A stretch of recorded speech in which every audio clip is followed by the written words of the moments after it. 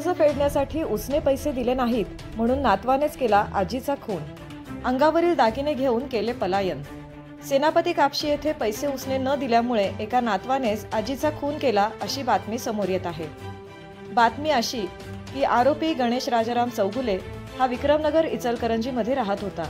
आरोपीने काढलेले कर्ज फेडण्यासाठी आरोपीने विक्रमनगर इचलकरंजी येथील राहते घर विकले होते, पण तरीही अजून काही रक्कम देणे बाकी होते।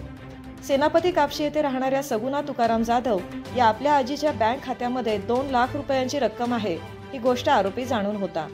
यामुळेच आरोपी वारंवार आपल्या आजीकडे 1 लाख रुपये उसने मागत होता।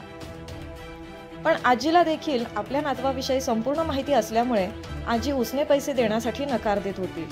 बुधवार दिनांक 11 फेब्रुवारी रोजी आरोपी गणेश चौगुले त्याच्या 2 मित्रांसह कापशी येथील आपल्या आजीच्या घरी पुन्हा उसने पैसे मागण्यासाठी आला होता, पण आजीने दरवेळीप्रमाणे नकार दिल्यामुळे आरोपी आणि त्याच्या सहकाऱ्यांनी आजीचा गळा आवळून डोके आपटून तिला ठार मारल्याची घटना समोर येत आहे।